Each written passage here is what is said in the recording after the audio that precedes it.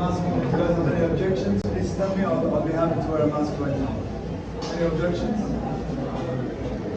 So welcome to the state of Palestine, specifically Jerusalem, the capital of Palestine. The first thing I'd like to mention to you guys is the stones that you are stepping on right now have been imported from Jerusalem and fitted here to make you feel like you're walking in the old city of Jerusalem. The second thing is the music that you're hearing right now is all also brought in from Jerusalem's old city to again make you feel like you're walking the streets of the old city in Jerusalem. Now, in the old city of Jerusalem, you'll be able to find two things, variety and diversity. You'll be able to find a variety of items to buy here, such as toys, jewelry, images. You have classic Palestinian toys, you've got rugs, see bracelets, you have ceramics, religious figures, food items. There's also shops such as barber shops, pottery shops, that you'll be able to find in the old modern Jerusalem. The second thing is you'll be able to find religious diversity.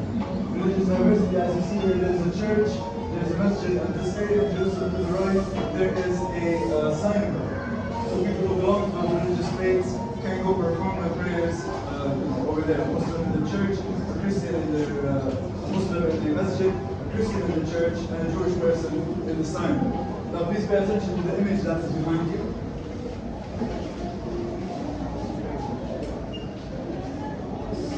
So this road in this image is very old and very historic.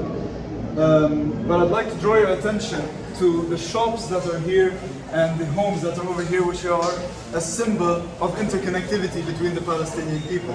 Now, what is very special about this road is that it is believed that Jesus Christ has walked on this road and that the Prophet Muhammad, peace be upon him, has also walked on this road. Now, this road also leads to several monuments inside of Jerusalem, such as the Dome of the Rock. Now please proceed with me or I'll speak to you.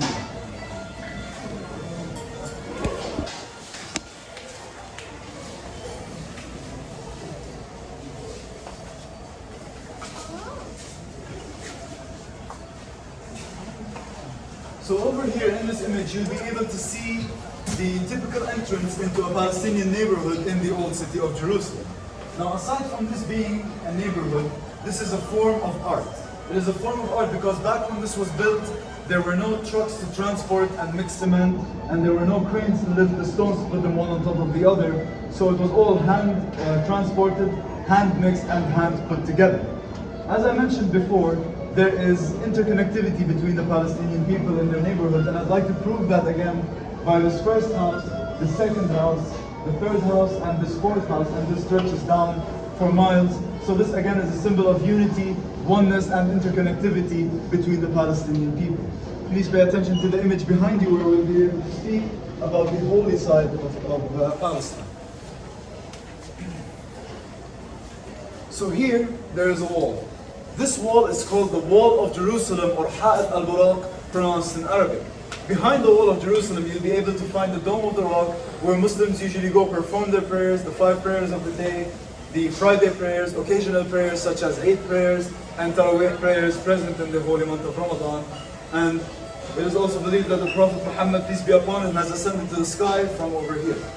To the right here, you'll be able to see a small church. This church is called the Church of Qiyama, and it is believed that the crucifixion and the resurrection of Jesus Christ happened in this church. And the bigger church behind it is called the Church of Nativity, where Jesus Christ was born over there. Now, the Dome of the Rock and the Church of Qiyama are found in Jerusalem, and the church behind it, the Church of Nativity, is found in Beit Lahem. But this all was put here just to show you the religious diversity that is present inside of Palestine. One more thing I'd like to mention to you guys: the tree to my right and to my left are a symbol to the Palestinian people. They're a symbol of strength, history, and resilience of the Palestinian people, and it is known as an olive tree. If any of you guys have any questions, I'm open to answer. Thank you for listening. Please proceed to the elevator where you'll be able to see, hear, and feel more of what it's like to be inside of Palestine. Thank you so much.